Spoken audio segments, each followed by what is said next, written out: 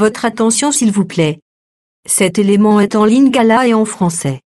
Contactez-nous pour savoir s'il est aussi disponible en la langue de votre préférence. Veuillez aussi noter qu'il est en audio uniquement, dépourvu de ce fait d'image originaire.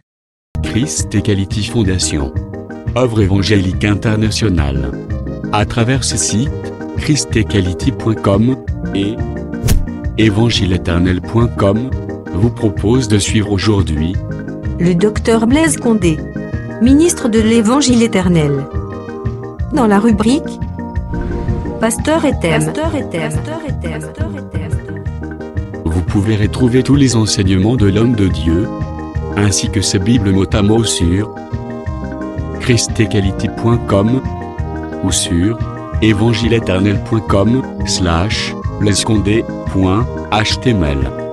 Les enseignements sont disponibles en texte, en audio, en vidéo et en plusieurs langues. Surtout ne quittez point avant d'avoir souscrit à l'une de nos chaînes YouTube correspondant à votre préférence linguistique. Souscrivez s'il vous plaît.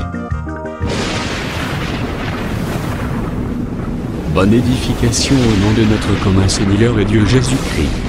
Amen. évangile-éternel.com. Enseignement non-stop.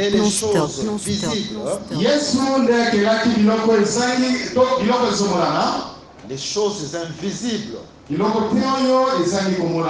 Trône, dignité, domination, tout a été créé par Jésus.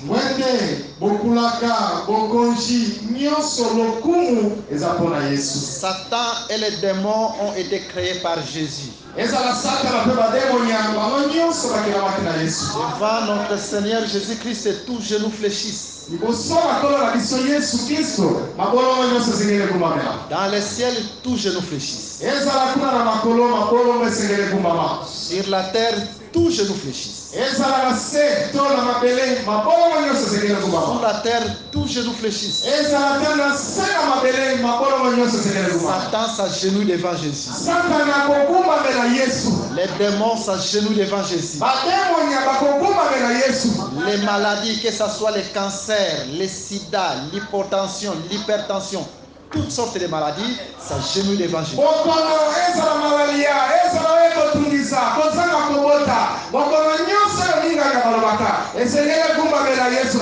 Voilà pourquoi nous disons que ce soir ton problème puisse s'agenouiller devant Jésus.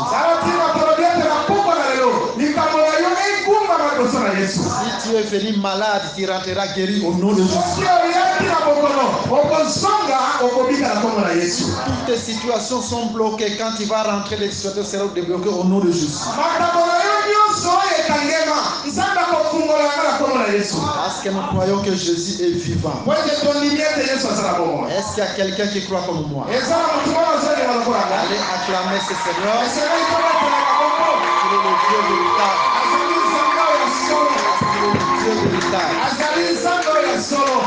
Sans plus tarder, nous allons faire la lecture. Nous sommes dans le livre d'Apocalypse au chapitre 5. Commençons à partir du premier verset. Et nous lisons au nom de Jésus. Oui, je vis dans la main droite de celui qui était assis sur le trône un livre écrit en dedans et en dehors, scellé de 7 sceaux.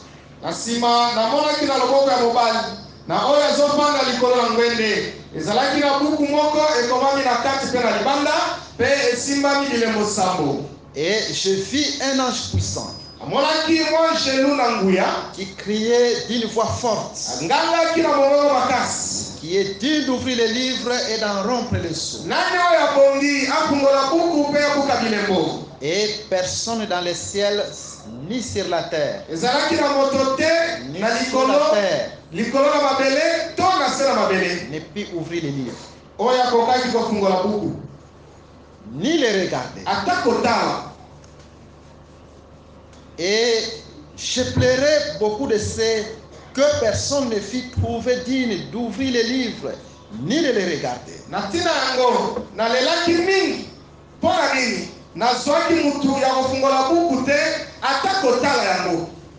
Et l'un des veilleurs me dit, ne pleure point. Ce soir, nous te disons aussi ne pleure pas. Quand tu te sens limité, ce n'est pas ton oncle qui peut donner la solution. Ce n'est pas un ami qui peut te donner la solution. Pas un roi, pas un président de la République.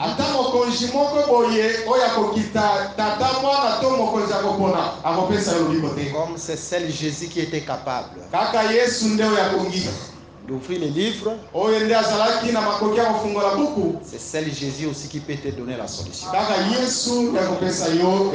Faites que ce soir que Jésus ôte tes plaies.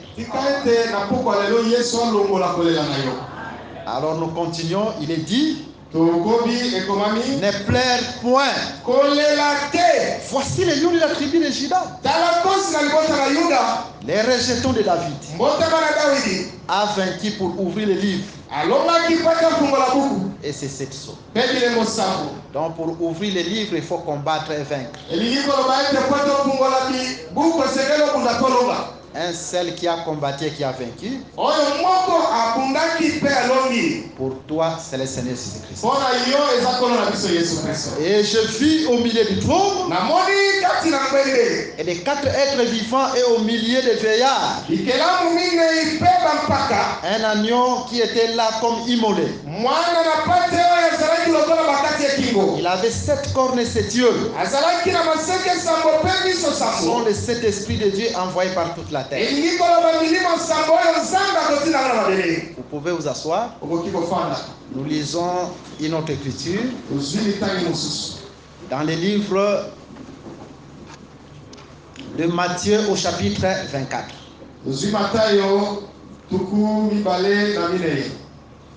Et là, nous lisons seulement les premiers versets.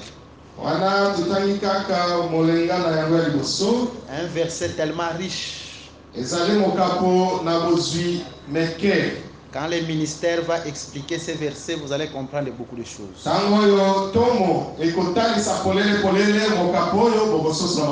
Comme Jésus s'en allait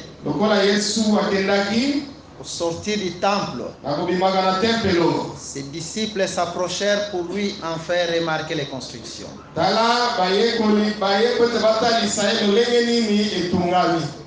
Que Jésus bénisse la lecture de sa parole. Et que Jésus puisse bénir aussi ta présence. La première des choses que vous devez connaître, et que quand nous venons au culte, ce n'est pas question d'habitude. Parce que nous sommes habitués à aller au culte. Nous avons un programme, chaque mercredi nous avons culte ici.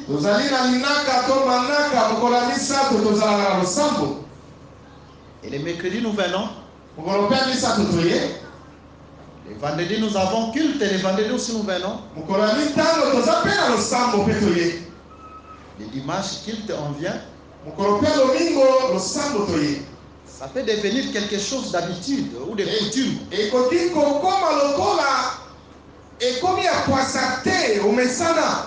Mais ça ne peut pas être question de coutume ou d'habitude. Parce que chaque culte a ses réalités.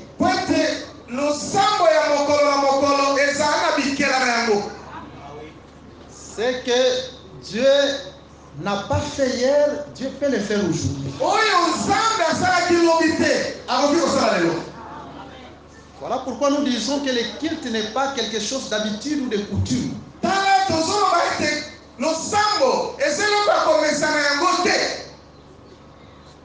De ta part, Dieu te recommande de persévérer.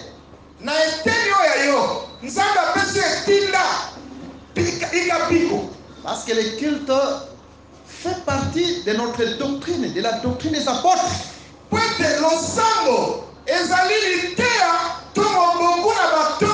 C'est une sainte convocation comme la Bible l'appelle. Mais néanmoins, quand nous nous réunissons, il faut croire qu'à chaque culte, Dieu peut ajouter un plus dans ma vie, ce qu'il n'a pas fait au culte passé.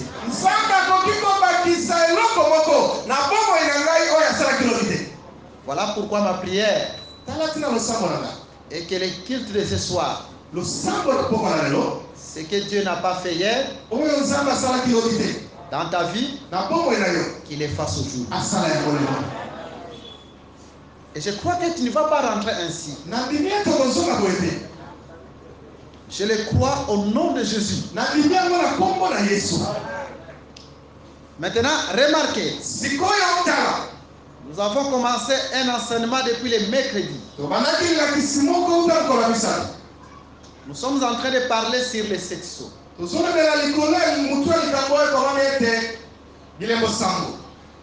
Et là, nous avons dit, nous allons parler sur les 7 sceaux dans Matthieu chapitre 24.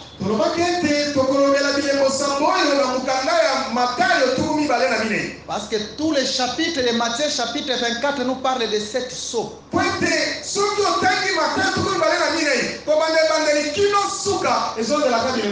Donc ce n'est pas Jean qui est le premier a vu les 7 sceaux et il a écrit. Non, ce n'est pas Jean le premier.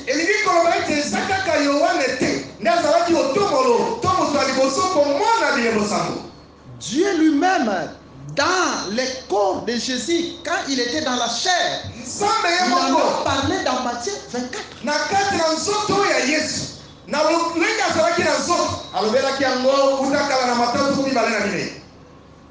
Jean a vu les 7 sceaux d'une manière symbolique.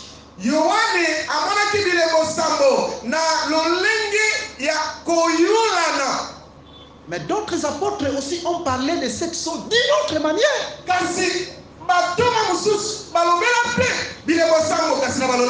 Comme nous l'avons dit la fois passée, selon l'écriture de Job 33 verset 14,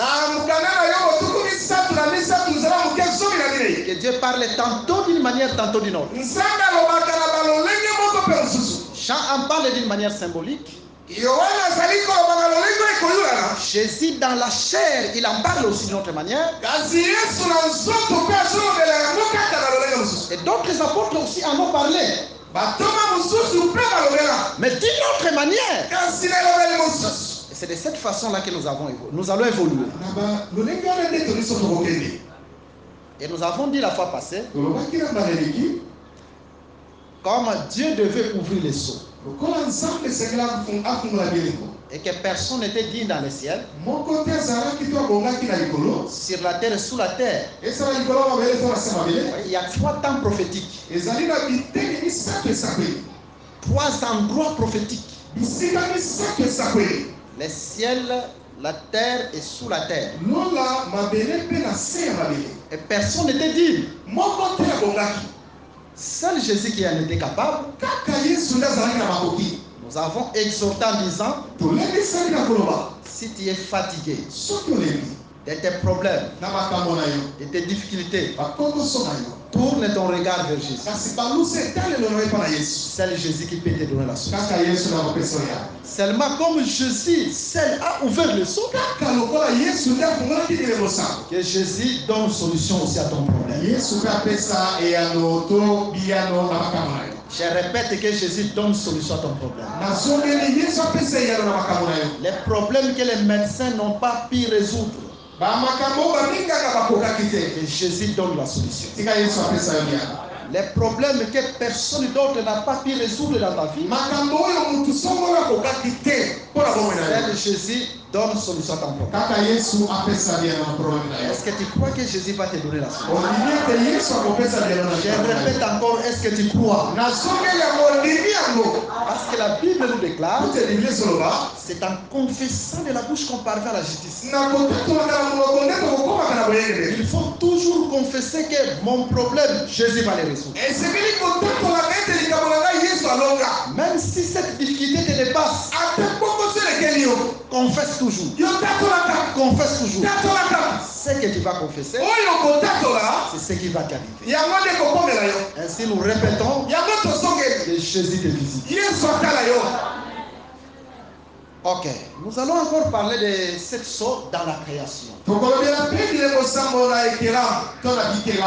les 7 jours, nous n'allons pas vous transmettre nos propres pensées. Mais vous allez remarquer la manière dont nous allons évoluer, que Dieu lui-même va interpréter sa propre parole. Et comme nous l'avons dit, nous allons aussi expliquer sur les 3 fausses doctrines dont on nous parle dans les livres d'Apocalypse. Doctrine de Balaam, doctrine de Jézabel, doctrine de Nicolaïte. On va en parler comme étant les 3 premiers sauts.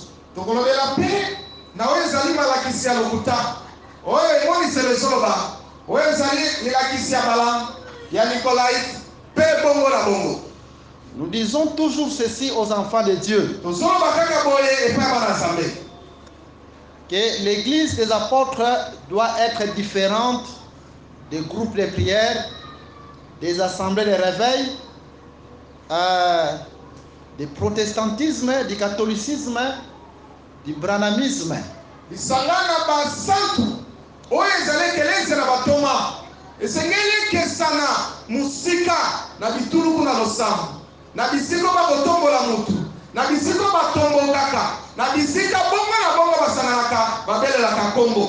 Parce que l'église de Jésus-Christ que nous sommes, c'est les blés.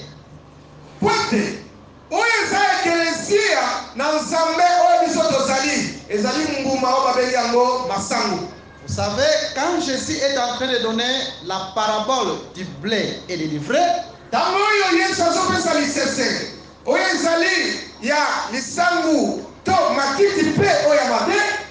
il parle de quelqu'un qui devait sortir de sa maison. Et quand il sort de sa maison, il va s'aimer les blés.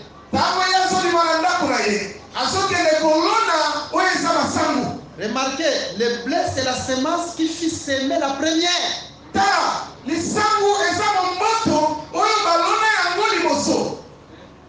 Et quand lui dira, pendant que les gens dormaient, c'est alors qu'on sème le livret. Avant qu'on explique, nous comprenons que quand on dort, c'est alors que Satan vient s'aimer la mauvaise semence. Tu sais quoi? Le jour où tu vas perdre ton zèle dans les choses de Dieu, tu dis que je ne vais plus assister au programme de culte.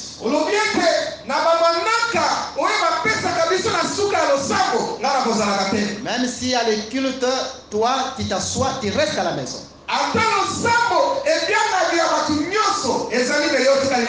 Ou bien on convoque une prière de jeûne ou les cultes matinaux. Mais tu dis que ça ne m'intéresse pas. Tous les programmes de l'église, les jours où ça ne t'intéressera plus, c'est-à-dire tu dors, tu es en train de sommeiller, c'est ces jours-là que Satan viendra s'aimer la mauvaise semence. Tu vas remarquer même des choses qui ne se faisaient pas dans ta maison. Il y a des maladies qui vont arriver. Il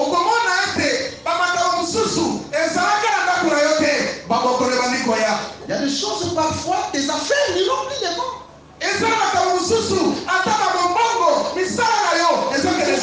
Le blocage.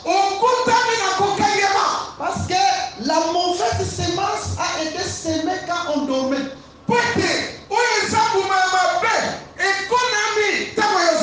Vous savez quoi? Quand nous nous donnons dans les choses de Dieu, c'est aussi pour notre bénédiction et pour notre élévation. La manière dont Dieu conduit ses enfants, c'est différent de la manière dont Dieu conduit les païens. Dieu peut laisser les païens, même dans les péchés, prospérer selon sa bonté.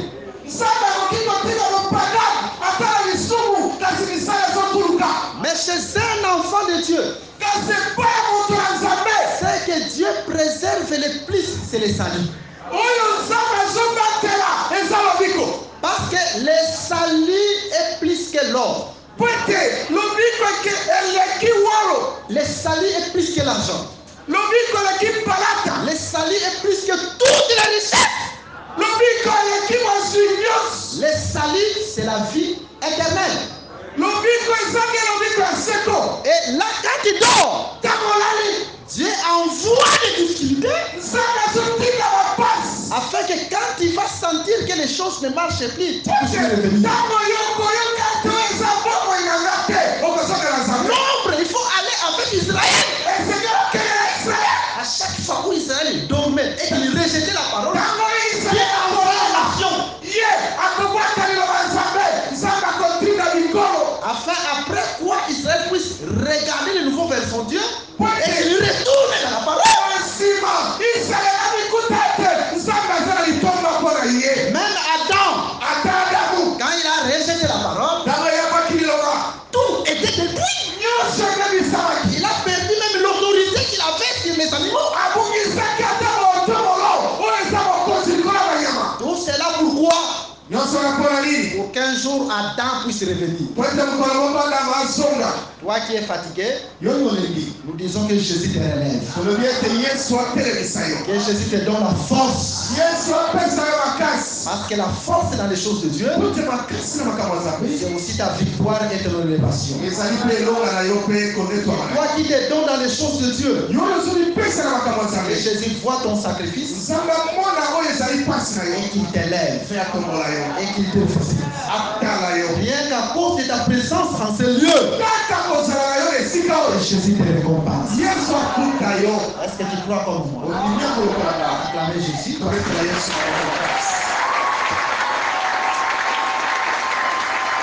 Maintenant, remarquez, l'ivraie devait rester livré. Et l'ivraie a été semé après. Devait être semé après. Je pense qu'on va donner les détails sur les ouvertures des seaux. Nous allons expliquer pourquoi le blé a été semé le premier et l'ivraie doit être semé ensuite.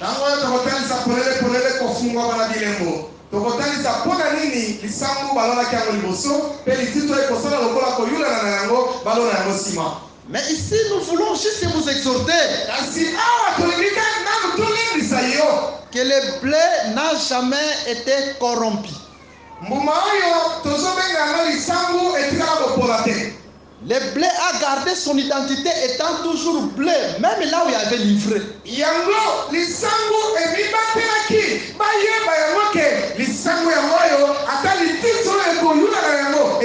C'est-à-dire, l'enseignement ne peut jamais être corrompu, quelles que soient les circonstances et le temps.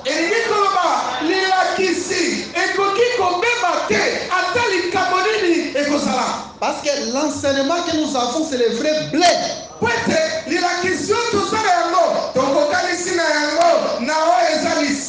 Quel que soit le vent et les marées, l'enseignement ne peut jamais être corrompu.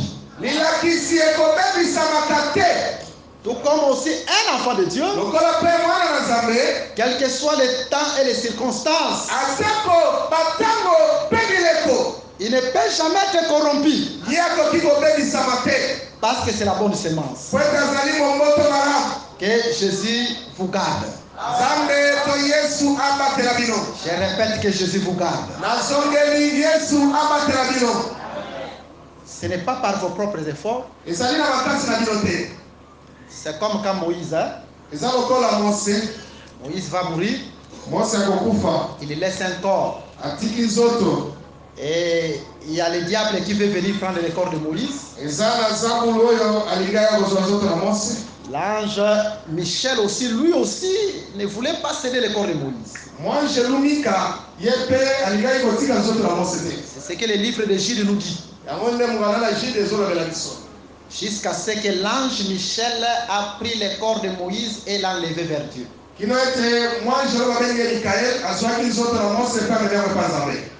Le vrai Moïse, c'est Jésus-Christ. Quand Jésus meurt, les corps qu'il laisse, c'est son église. Et l'ange qu'il a envoyé pour garder son église, c'est le Saint-Esprit. Jésus sait que Satan viendra pour te tenter et pour te combattre. Voilà pourquoi il a envoyé un garde-corps pour garder son corps. Quel que soit les plans, les projets sataniques, mais il n'a pas pu ravir le corps de Moïse entre les mains de l'ange.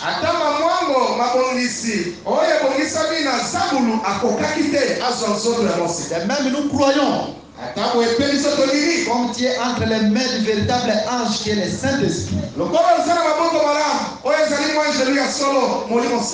Même si Satan se lève contre toi, les sorciers se lèvent contre toi, même si les occultistes se lèvent contre toi, lève ton cœur au nom de Jésus. Voilà pourquoi nous disons, comme l'ange a gardé le corps de Moïse, et Jésus de même par le Saint-Esprit te garde. Que Jésus garde tes biens. Que Jésus garde ta famille. Que Jésus garde tes enfants. Que Jésus te visite à tous égards. Mais l'ange n'a pas fini seulement là. Il a enlevé le corps de Moïse. Vous voyez? Parce que ça typifiait quelque chose. Dieu qui envoie le Saint-Esprit, la mission du Saint-Esprit, c'est d'abord de combattre pour nous. Parce que la Bible nous déclare, quand l'ennemi viendra comme un fleuve, l'Esprit de l'Éternel est en vous. Mais cette mission ne s'arrête pas là. Notre mission du Saint-Esprit, c'est de nous enlever un jour. Parce que la Bible nous déclare que le Saint-Esprit, c'est un gage de notre rédemption. Gage de notre héritage. Le vrai héritage d'abord que nous attendons, c'est un héritage céleste. Dieu nous donne le Saint-Esprit pour que le Saint-Esprit nous enlève un jour. Voilà, c'est une grande richesse dans l'église. Que Jésus vous bénisse. Maintenant, écoutez, chers bien-aimés.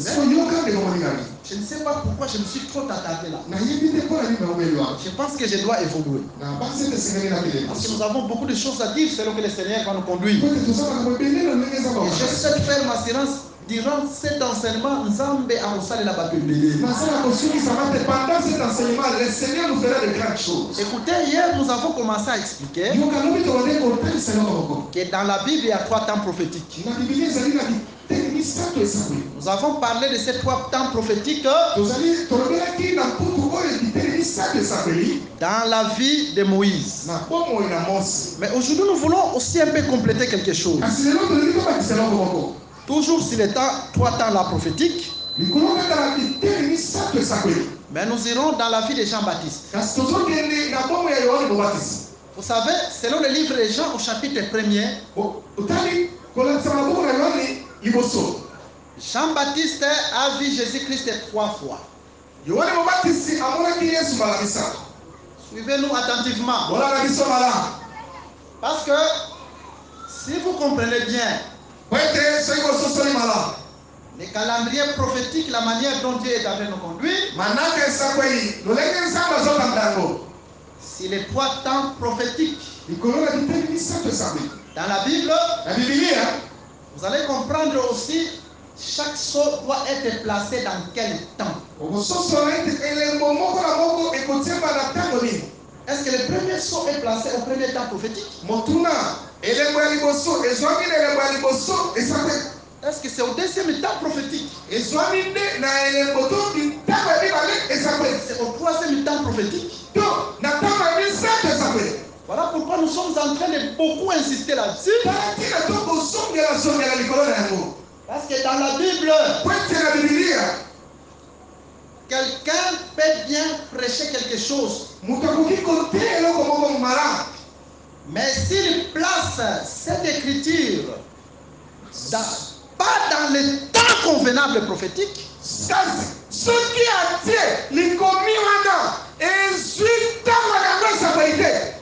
la fausseté. Chaque écriture de la Bible a un temps prophétique. Comme Jésus qui est venu, étant celui qui était, celui qui est, et celui qui vient, de même dans la Bible, si tu es devant une écriture, la première des choses, il faut savoir cette écriture va s'accomplir dans quel temps prophétique. Il y a des écritures qui sont dans Jésus comme étant celui qui était. Il y a des écritures qui sont dans Jésus comme étant celui qui est. Et des écritures qui sont dans le troisième temps prophétique de Jésus comme étant celui qui vient.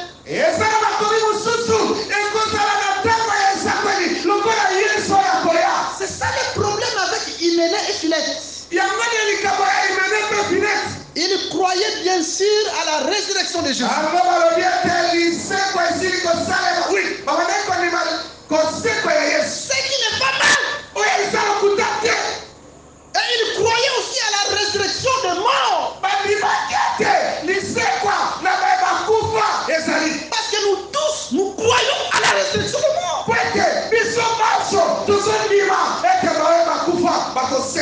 Conformément à la promesse. Si vous lisez la Bible, nous les croyons.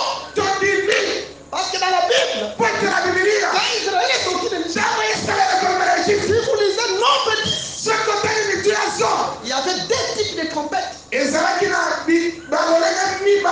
y a une trompette qui doit réunir. Et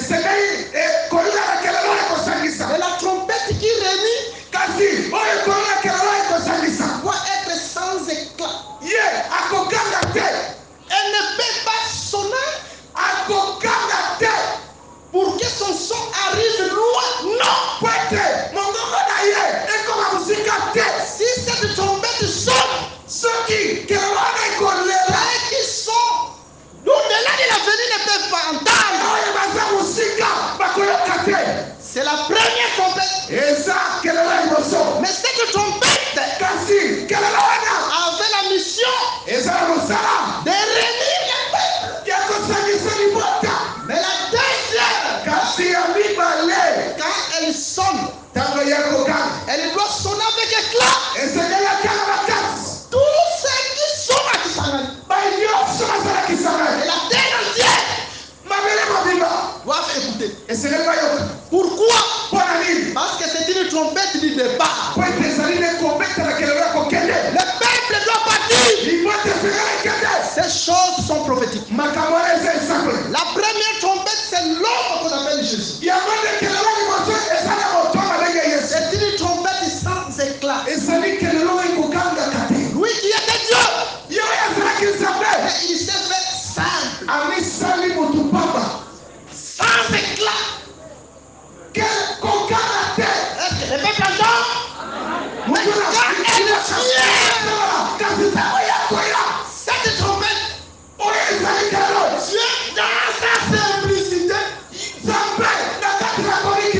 comme un simple homme, c'est pour réunir. Voilà pourquoi la Bible nous déclare. Quand Jésus était levé à la croix, c'était pour réunir tous les enfants de Dieu.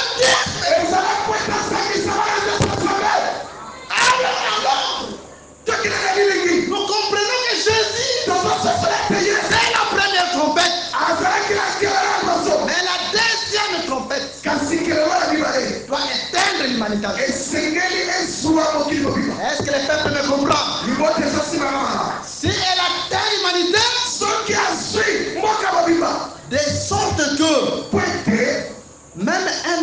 Dieu qui est caché dans la forêt équatoriale doit entendre cette trompette. Pourquoi? Parce que dans la marche, personne ne peut rester. Tout le monde doit écouter. Voilà pourquoi nous disons on ne peut jamais être enlevé si l'évangile n'atteint pas l'extrémité de la terre. Ça, c'est la trompette qui sonne avec éclat. Les salis, c'est un problème de Dieu. Si Dieu veut sauver quelqu'un, même s'il est caché dans la forêt équatoriale, Dieu lui va les visiter jusque-là. Ça ne sera pas des efforts personnels. C'est comme les nuits éthiopiens qui ne comprenaient pas. Mais Dieu a enlevé son serviteur Philippe. Il est arrivé jusque-là et était l'unique éthiopien. Pourquoi? Parce que la Bible nous dit dans le livre d'Ézéchiel 47, un torrent qui quitte la montagne vient à la vallée. C'est le torrent qui est en train de marcher. Ce torrent marche encore pour aller se jeter dans de l'eau qui était sale. Est-ce que vous comprenez cela? Parce que le torrent c'est Jésus. Il est descendu du ciel. Il vient en Israël. Mais il ne s'arrête pas en Israël. Jésus continue la marche. Il arrive jusqu'à chez nous les nations. C'est Jésus qui nous cherche. Ce n'est pas nous qui cherchons. Et quand Dieu veut te sauver, Jésus lui-même te cherche. C'est Jésus lui-même qui te sauve. Voilà pourquoi nous disons ce soir que Jésus lui-même te cherche. Que Jésus lui-même te cherche. Que Jésus lui-même te visite. Que Jésus lui-même te visite. Que Jésus lui-même te visite. Mais écoutez, cette trompette là de départ nous parle seulement. Paul aussi en a parlé. Mais Paul en parlait d'une autre manière. Il dit avant que nous soyons enlevés, il faut d'abord une trompette qui doit sonner. Et les hommes des groupes de prière disent qu'ils chantent un cantique là. Que quand Jésus, avant qu'il ne vienne, il y a une trompette qui sonnera.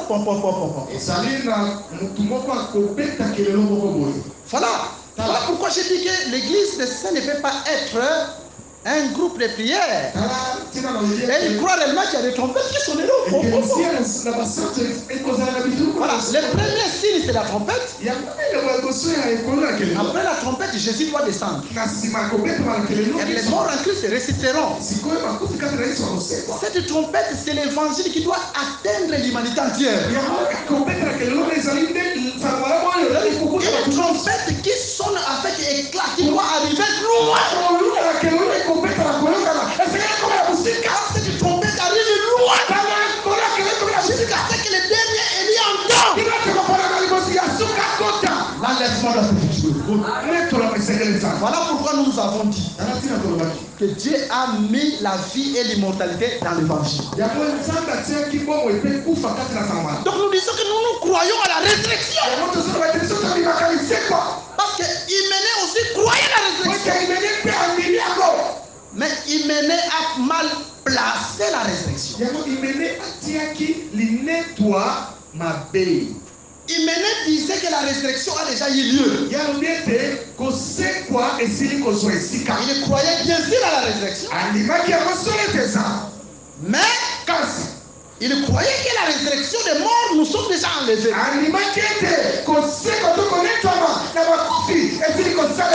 Cette doctrine existe aussi dans d'autres tendances brahmanisme. Voilà pourquoi Paul l'a livré à Satan. Parce qu'il a mal placé la prophétie dans les temps. On ne livre pas quelqu'un seulement quand il commet l'impudicité. On ne livre pas quelqu'un seulement quand il commet l'adultère. On ne livre pas quelqu'un seulement quand il va escroquer. Mais on aussi quelqu'un quand il prêche mal l'évangile.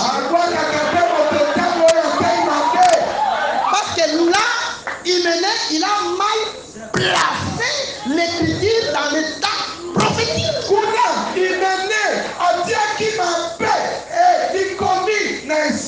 C'est ce que nous disons aussi que chaque écriture dans la Bible, il faut savoir il se situe dans quel temps prophétique parmi les 3 temps. C'est ça le problème chez les branhamistes. Ils vous prennent Malachie, chapitre 4. Mais ils placent mal Malachie chapitre 4 dans le temps prophétique.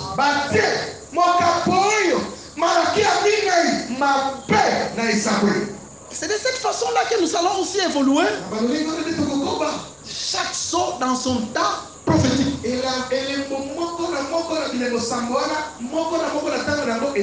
Parmi les 3 temps, chaque écriture doit se retrouver dans un temps. Chaque saut doit se retrouver dans un temps. Dieu doit trouver chaque écriture dans sa place, dans un temps prophétique.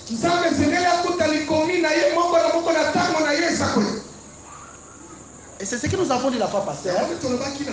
Donc une écriture, même si elle tarde, elle s'accomplit toujours dans un temps prophétique.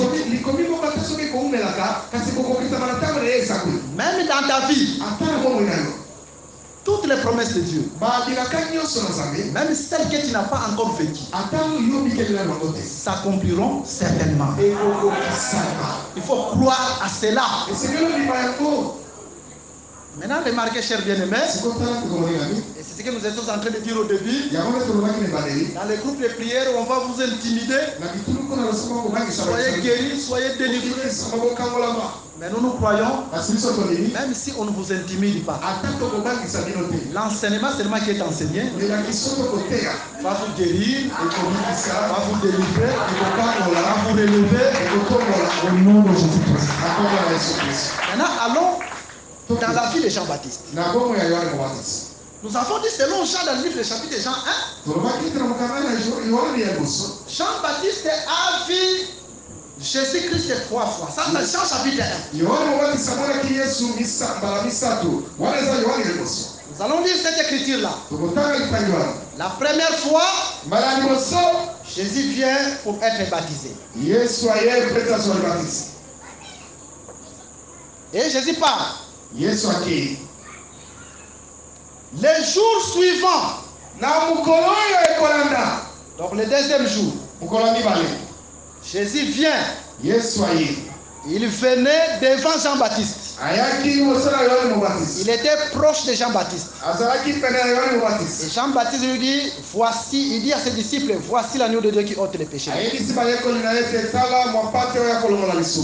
Je pense que voici, en français, c'est une préposition qui désigne une personne qui est proche.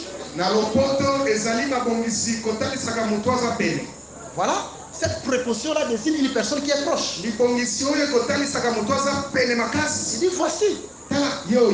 Vous croyez que c'est en fait, on va en parler.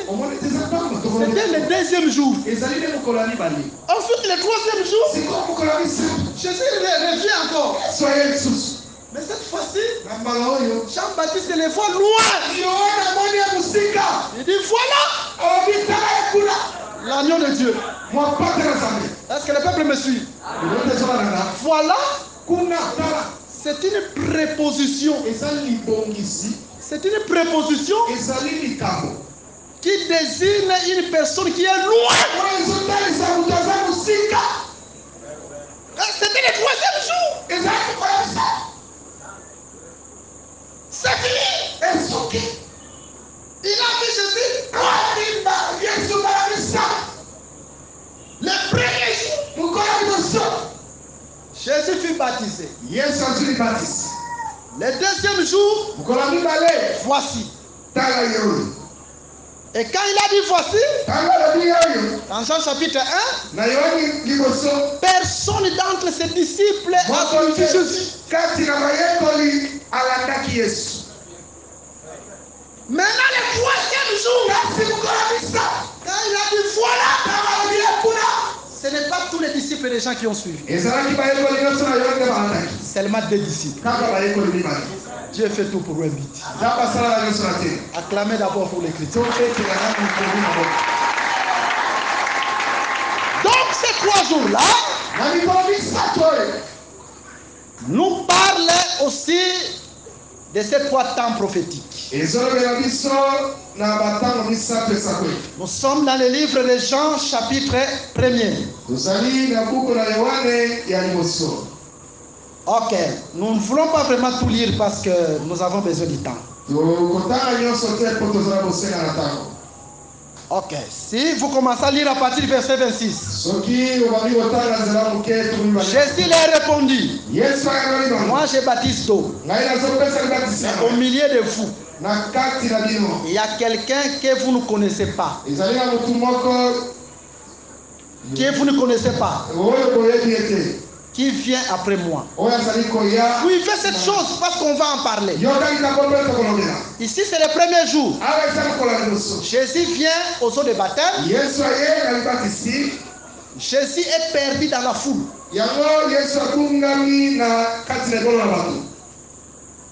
Tout le monde ne pouvait pas connaître Jésus. Parce que Jean-Baptiste lui-même le dit, il y a quelqu'un parmi vous que vous ne connaissez pas. Personne ne connaissait Jésus. Dans tout Israël entier, seul Jean-Baptiste qui connaît. On va en parler. Mais écoutez maintenant. L'écriture continue. Je ne suis pas digne de dénier la courroie de ses souliers.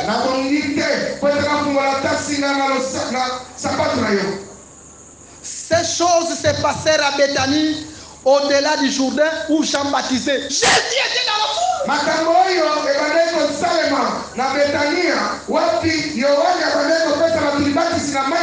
Maintenant, le verset 29. Le lendemain. Donc les jours suivants. Ok. Il vit Jésus venant à lui. Et il dit, voici l'agneau de Dieu qui ôte les péchés du monde. C'est ce que je venais de vous dire. Maintenant nous pouvons sauter, nous allons en bas. Parce que nous avons besoin de temps. Nous prenons le verset 35. Le lendemain, ici c'est le 3e jour. Jean était encore là avec 2 de ses disciples. Et ayant regardé Jésus qui passait, il dit, voilà l'agneau de Dieu. Les 2 disciples l'entendirent prononcer ces paroles. Ils suivirent Jésus. Jésus se retournant et voyant qu'ils les suivaient, il leur dit, que cherchez-vous? Ils lui répondirent, Rabbi, ce qui signifie maître ou demeure-t-il. Venez, leur dit-il, et voyez, ils allèrent et ils virent où il demeurait. Et ils restèrent auprès de lui ce jour-là. C'était environ la 10e heure. J'avais besoin de cette écriture. Je voulais qu'on arrive là. C'est la 10e heure. Je pense qu'il y a aussi un des livres que nous avons déjà écrit intitulé La 10e heure. Dieu fait tout pour un but. Donc, c'est le 3e jour qu'il va présenter Jésus. Voilà. Et c'est seulement 2 disciples qui vont suivre. Cherchant où demeurait Jésus. Jésus les conduit là où il demeurait. Et la Bible nous déclare que c'était environ la 10e heure. Vous croyez que c'était en vain? Parce que dans la Bible, même les heures sont prophétiques. Nous disons d'abord que Jésus vous donne l'intelligence. Quand nous prêchons là, que Jésus vous donne de l'intelligence. Je répète que Jésus vous donne de l'intelligence. Vous savez, la manière seulement que nous sommes en train d'évoluer, les démons sont en train de partir. Est-ce que vous croyez que les démons sont en train de partir? La manière dont nous sommes en train d'évoluer, toutes sortes de maladies est en train d'être guéries. Et Jésus est en train de donner des solutions. Voilà pourquoi nous disons, reçois des solutions à tes problèmes au nom de Jésus.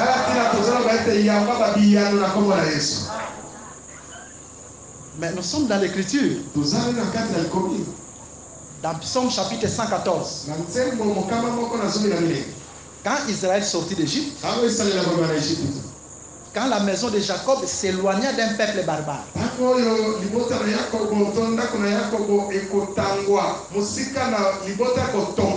Dieu a mis son sanctuaire parmi les enfants d'Israël. Donc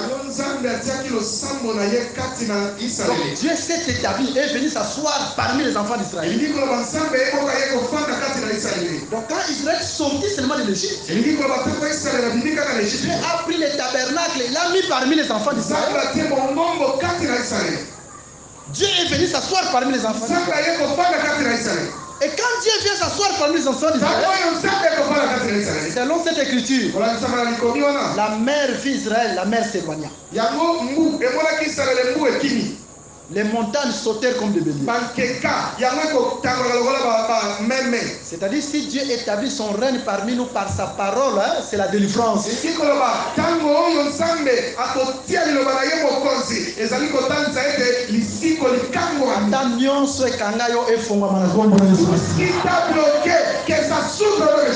ça la délivrance. La délivrance, c'est la présence de Dieu parmi son peuple au moyen de sa parole. Et nous croyons que si Dieu est parmi nous par sa parole, c'est la victoire. Reçois la victoire au nom de Jésus. Reçois la solution au nom de Jésus. Reçois l'élévation au nom de Jésus. Mais écoutez, chers bien-aimés, vous savez, ces 3 fois dont Jésus se présenta devant Jean-Baptiste sont les 3 temps prophétiques.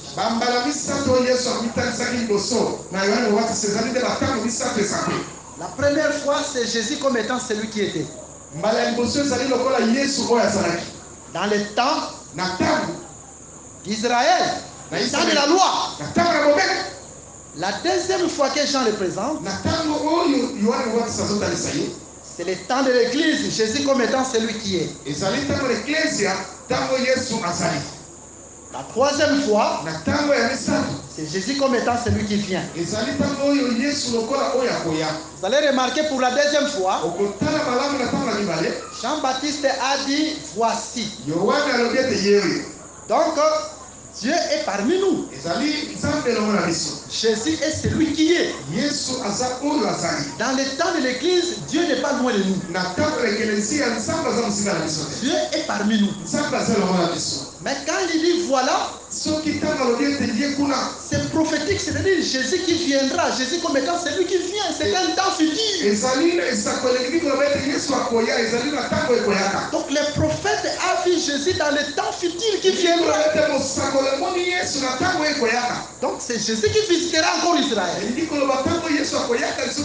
Donc pourquoi nous disons que dans le temps de l'église, c'est le temps présent. Il ne faut jamais dire que si Dieu doit agir dans ma vie, Dieu va agir demain. Ça c'est Israël. C'est Israël qui est en train de voir Dieu loin. C'est comme l'île de serre de Lazare. L'île de serre de Lazare. Quand Jésus vint pour ressusciter Lazare, Jésus est venu au temps présent. C'est ce jour-là que Jésus devait ressusciter Lazare. Mais la sœur de Lazare, Marthe, va dire que il ressuscitera au dernier jour. Parce que cette sœur parlait d'Israël. Vous allez remarquer même quand Jésus est venu, Elle était la première à aller voir Jésus. Et ensuite, c'était sa sœur Marie. Parce que la première femme, c'est Israël. Nous avons vu après. Vous êtes en train de comprendre. Cette sœur-là est en train de parler d'Israël. Mais Israël a toujours une vision future des choses. Il ressuscitera au dernier jour. Mais Jésus est venu dans le temps présent. Voilà pourquoi nous disons que la résurrection de Lazare, c'est le temps de l'église. Parce que Jésus est parti au temps présent. Et le temps de l'église, c'est Jésus comme étant celui qui est. Voilà pourquoi nous disons dans l'église quand nous nous réunissons, il ne faut jamais dire que Jésus va me guérir demain, que Jésus va me bénir demain, que Jésus va me restaurer demain, que Jésus va me délivrer du péché demain, que Jésus va me purifier demain. Ça, ce n'est pas la vision de l'église. Dans l'église, Jésus au temps présent. Et dans l'église, la vision de l'église, c'est maintenant que Jésus doit me délivrer. C'est maintenant que Jésus doit me délivrer. C'est maintenant que Jésus doit me purifier. C'est maintenant que Jésus doit me relever. Parce que Jésus n'est pas loin. Voici l'agneau. Il est avec nous. C'est Dieu dans le temps présent. Est-ce que le peuple comprend? C'est ça la vision de l'église. C'est comme Jésus. Quand il est en train de parler de la prière de notre Père, il dit notre Père qui est aux cieux, que ton nom soit sanctifié. Ça c'est le temps d'Israël. Dieu comme étant celui qui est. Parce que Dieu était aux cieux. Les 10 premiers campements, la nuée était au-dessus. Et Jésus va dire que ton règne vienne. Les règnes c'était quoi? Les règnes en réalité, c'est quand Dieu a quitté le ciel au 11e campement. Il est entré dans le tabernacle. C'est le règne de Dieu. Ce n'est pas enfin dans le tabernacle. Il y avait aussi la couleur qu'on appelait la couleur pourpre. Parce que la couleur pourpre, le temps nous manque pour prendre les Écritures. C'est une couleur qui nous parle des habits que les grands portaient, les rois portaient.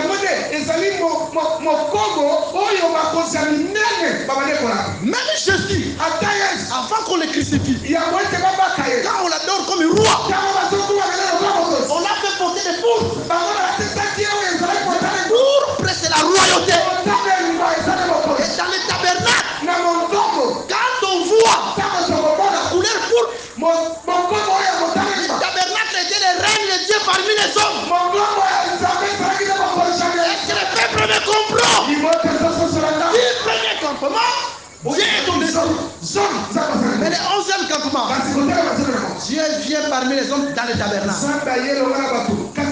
En réalité, ce tabernacle-là, c'était Jésus.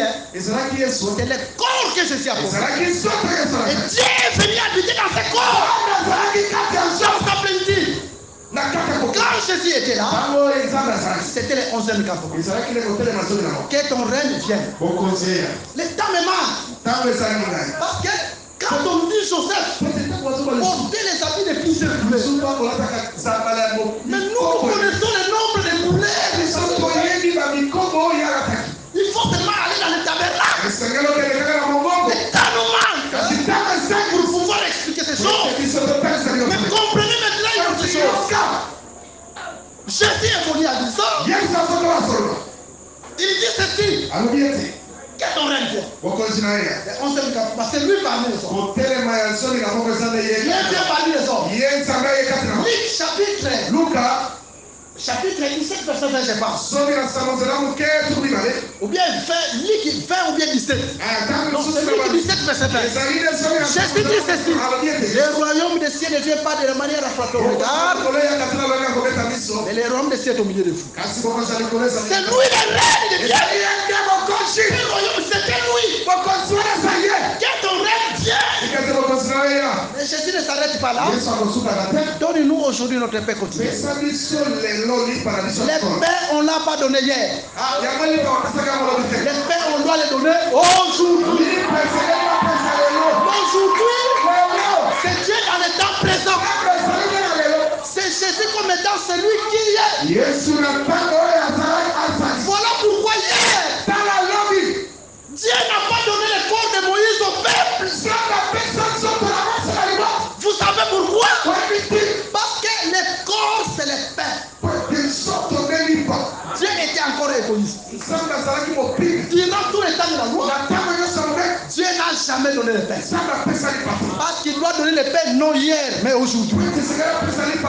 Et l'aujourd'hui, c'est le temps de l'Église. C'est le temps de la grâce. C'est le temps où Jésus vient comme étant celui qui est. En ce temps-ci, Dieu donne son pain. Voilà pourquoi nous disons aujourd'hui que tu ne manques pas de pain. Que tu ne manques de rien au nom de Jésus. Est-ce que tu crois comme moi? Mais remarquez, dans la Bible, vous ne pouvez pas donner le pain si le pain n'est pas rompu. Quand Jésus rompt, il donne à ses disciples. Et quand il donne à ses disciples, c'est les disciples maintenant qui distribuent. Est-ce que le peuple me comprend?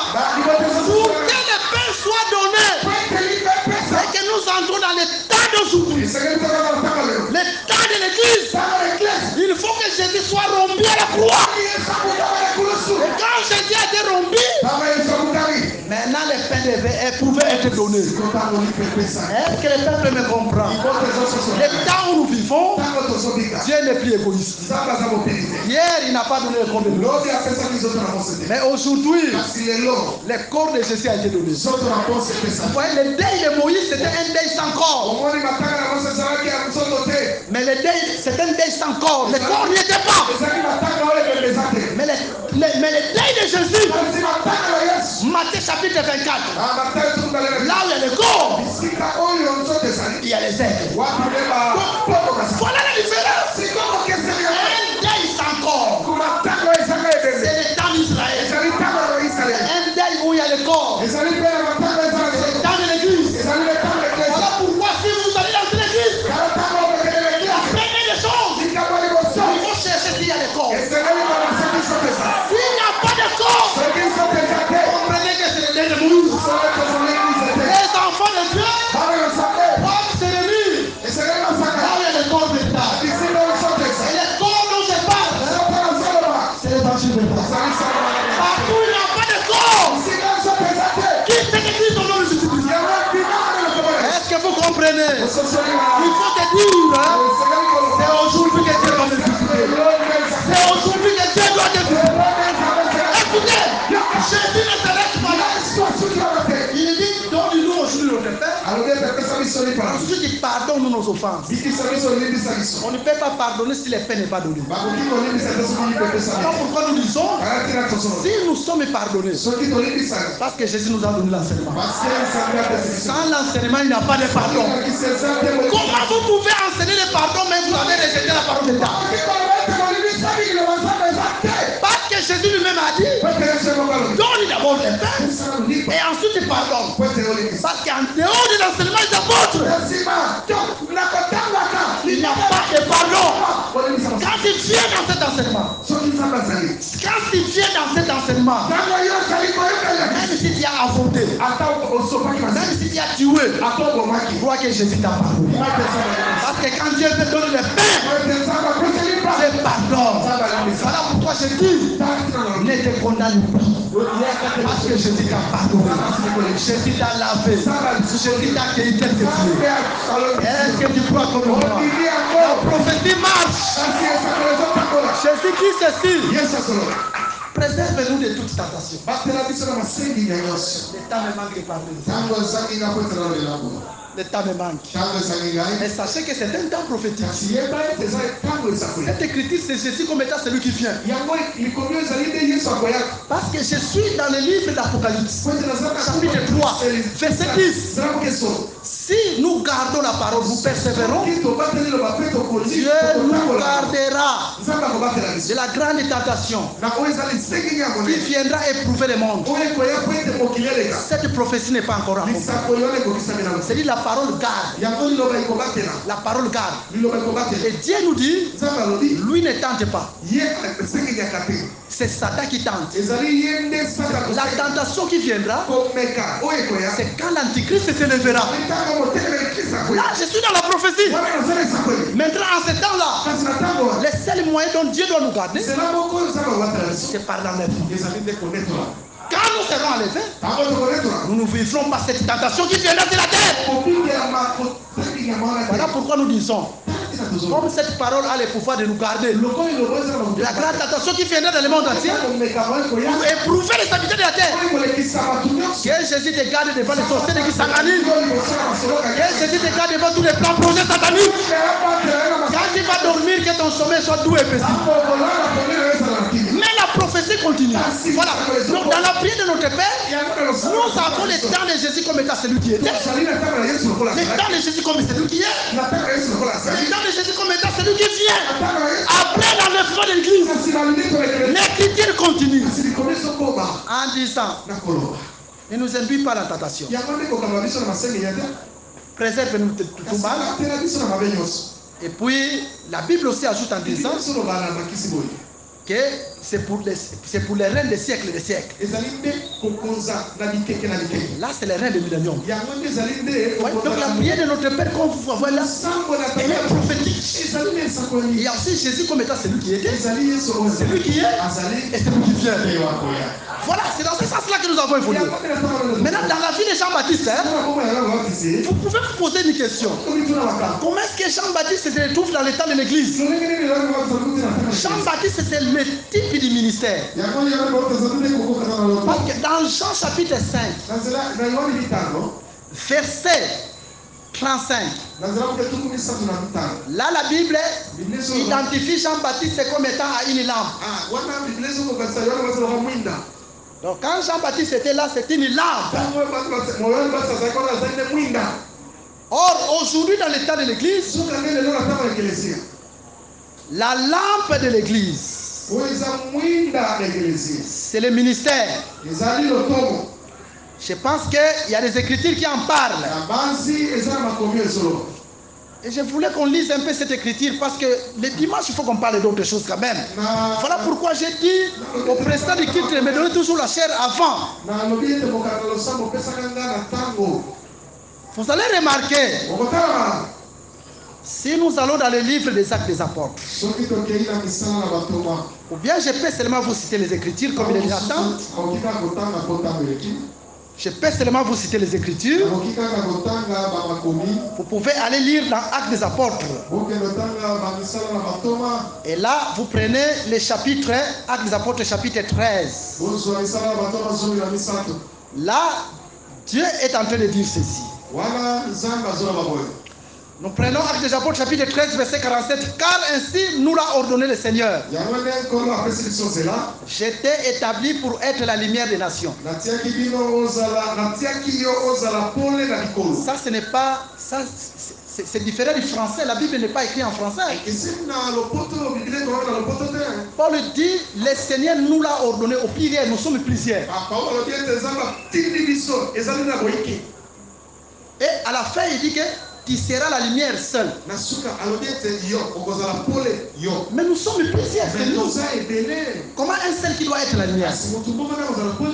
L'unique là qui doit être la lumière, c'est Jésus. Qui doit être la lumière ou la lampe des nations. Cette même prophétie, vous allez aussi la trouver dans le livre d'Ésaïe, chapitre 42. Maintenant, Jésus aujourd'hui, c'est l'ensemble des ministres. Comme étant la lampe, comme étant la lumière. Comme nous le voyons ça avec Jean-Baptiste. Jean-Baptiste c'est une lampe. Parce que pendant que Jésus était invisible, personne ne le connaissait. Seul Jean-Baptiste devait le connaître. Parce que Jean-Baptiste était une lampe. Lui devait connaître l'agneau. Mais les autres ne le connaissaient pas. C'est la lampe qui doit voir. Parce que la lampe c'est l'œil du corps. Tout comme les ministères. C'est la lampe. Quand Jésus est caché dans les Écritures, c'est le ministre qui doit voir. Un ministre doit être capable de voir Jésus dans les Écritures. Quand Jésus est caché au peuple, mais le ministère doit être capable d'aller prendre Jésus dans les Écritures et de l'expliquer au peuple. Est-ce que vous comprenez bien? Suivez-nous attentivement. Raison pour laquelle, dans Lévitique 21, quand un sacrificateur a un problème au niveau de ses yeux, il ne peut pas exercer. Le sacrificateur qui doit exercer, c'est le sacrificateur qui doit avoir l'œil. Nous posons beaucoup de questions. Telle que la chose qui s'est faite le dimanche. Un homme de Dieu qui est parmi nous. Qui a fait longtemps parmi nous. Mais qui continue à appliquer de l'huile. Comment il ne voit pas les Écritures? Parce que en Israël, un sacrificateur doit avoir l'œil. On ne peut pas établir n'importe qui ministre. C'est lui qui doit être établi ministre. Si Jésus est caché, il doit être capable de le voir. Est-ce que vous comprenez? Voilà pourquoi nous disons. Et je le dis, je le répète toujours. Il y a beaucoup de ministères qui doivent être revus. Il y a beaucoup de ministères qui ont été associés précipitamment. Parce que quand un ministre ne sait pas voir Jésus, il est aveugle. Au lieu de vous amener un agneau devant le peuple, de vous présenter, voici l'agneau, il va vous présenter un serpent. Si Jean-Baptiste avait des précisions sur Jésus, que c'est lui l'agneau, parce qu'il était la lampe, parce qu'il a vu Jésus. Est-ce que vous comprenez bien? Un ministre doit être capable d'interpréter bien l'écriture, de voir bien Jésus dans l'écriture. Et c'est ce que nous sommes en train de répéter. Beaucoup de choses qui se sont faites précipitamment. Je les répète toujours. Surtout aux églises de Kisangani. Beaucoup d'apôtres arrêtés ne sont pas apôtres.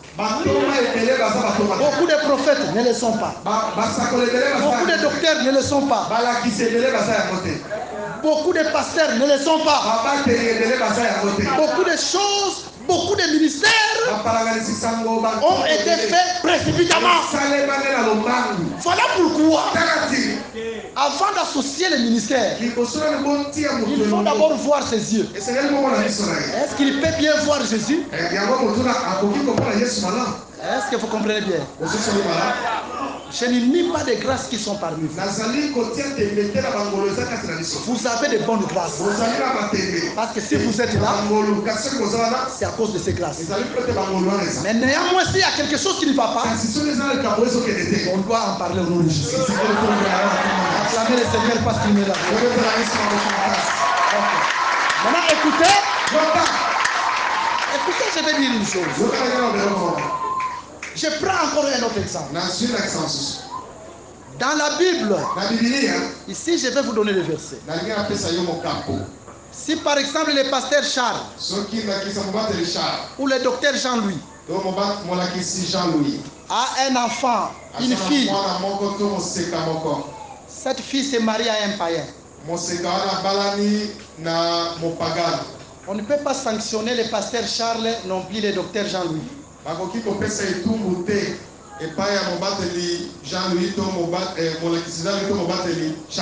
Parce que dans la nouvelle alliance, la Bible nous déclare, chacun portera ses propres fardeaux. Là, je suis dans le livre de Galates chapitre 4. Je suis en train de partir pour chuter. Galates chapitre 6, s'il vous plaît. Écoutez ce que la Bible nous dit. À partir du verset 4. Que chacun examine ses propres œuvres. Et alors il aura sujet de se glorifier pour lui seul. Et non par rapport à autrui. Car chacun portera son propre fardeau.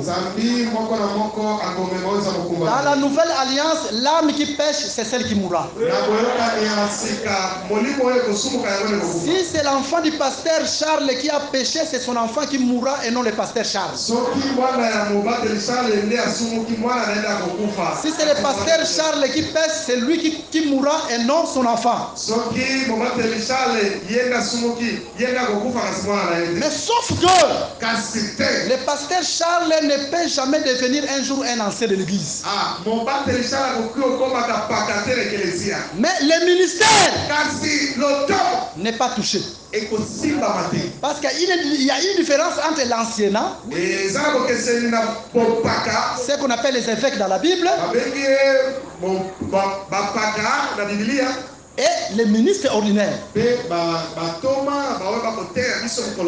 Les ministres, on ne donne pas de conditions que moi nanaye fois tambola na bonzambe condition ane zalakate. Poliye moko kutu abalate. Mais et pas y avancer na ba fait qui va faire ces conditions faut bala. Faut bota. Kolisa bana na malamu. Pona kolobake moto oyo aza ministre mwana naye abali mopakano ministère naye ekozala touché te parce que mwana asali choix naye mais seulement que akokomaka ancien te. Est-ce que mon doctrine ce qui bolivie bon to confandi ça yo bon fandi c'est par rapport à quelle écriture? L'écriture n'existe pas. Et combien ça fait? Allez lire l'église des apôtres. Voilà pourquoi je vous dis qu'un ministre doit avoir l'œil. Il doit avoir l'œil. Comme Jean-Baptiste a dit. Ça n'existe pas. Cette écriture-là dans la Bible. Allez me la chercher dans les églises des apôtres. Et si vous suivez bien, vous allez remarquer que cette confession est venue soit du branhamisme, soit du protestantisme, mais pas de l'église des apôtres. Écoutez ce que la Bible nous dit. Dans le livre de 1 Timothée au chapitre 3. C'est là où je pars citer. 1 Timothée chapitre 3. Nous allons lire cela rapidement. Nous commençons à partir du verset 1er. Cette parole est certaine. Si quelqu'un aspire à la charge d'évêque, il désire une œuvre excellente. Il faut donc que l'évêque soit irréprochable, mari d'une seule femme, sobre, modéré, réglé dans sa conduite, hospitalier, propre à l'enseignement. Il faut qu'il ne soit pas adonné au vin, ni violent, mais indulgent, pacifique, désintéressé.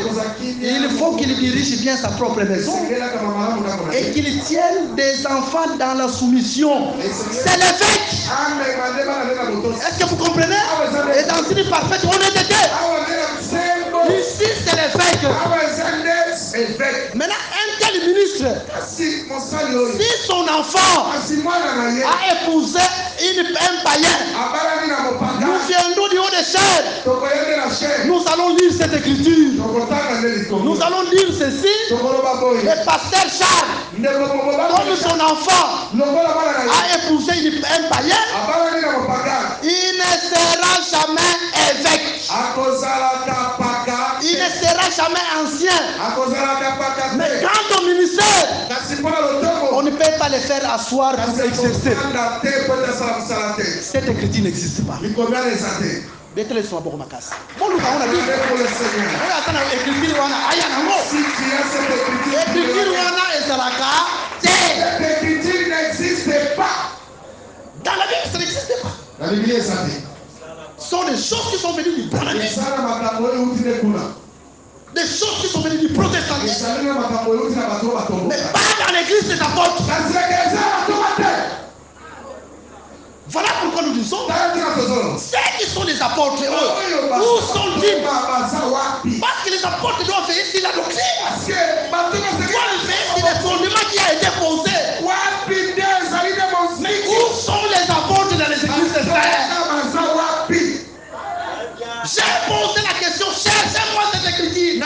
Jusqu'aujourd'hui, personne ne l'a vu. Jusqu'aujourd'hui, on vient. Mais tous les ministères, j'ai posé la question. Personne n'est venu avec l'écriture. L'église de Dieu ne peut pas être conduite dans les amitiés. L'église de Dieu ne peut pas être conduite dans le tribalisme. L'église de Dieu ne peut pas être conduite dans la popularité.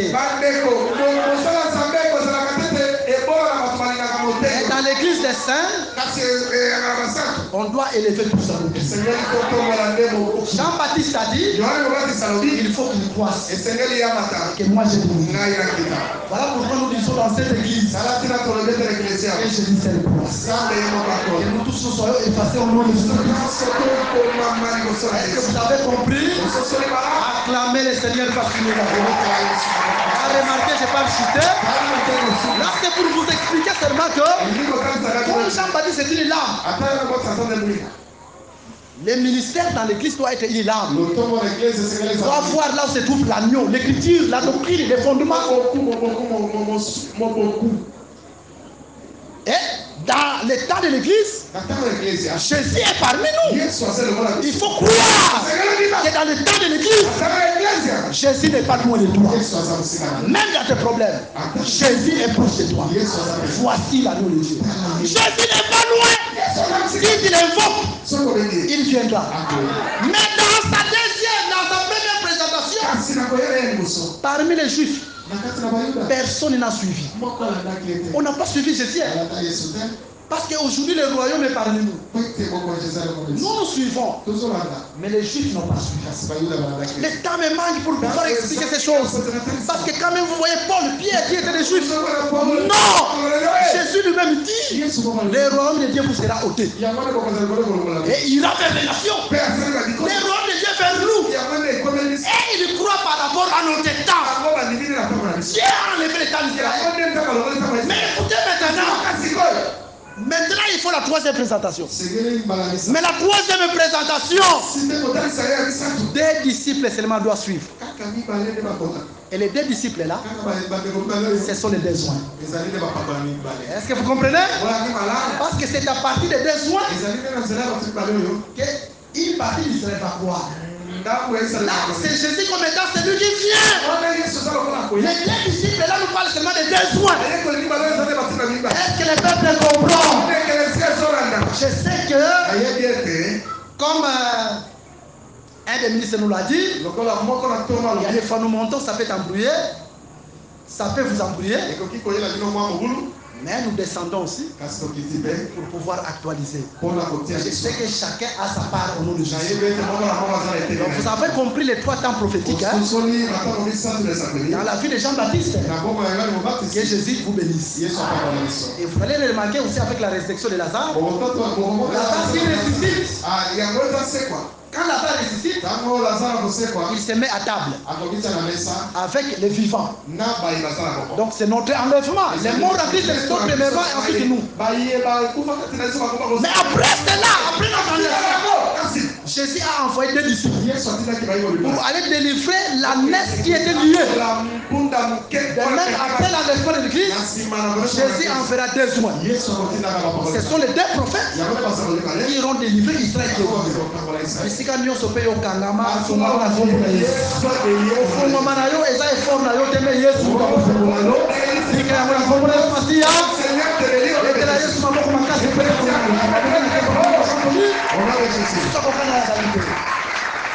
merci pour la présence. Merci. Il fallait que tu aies un boye pour aussi sa pensée tous à nango et nzambe pa pambola yo pour la patience na yo. Sacrifice nyonso kotali saka nzamba ko pambola yo. On le kisi ngonga pour na mutute mais pour na kotombola Yesu. Tikete Yesu pa tombola yo. Merci que la bolamu.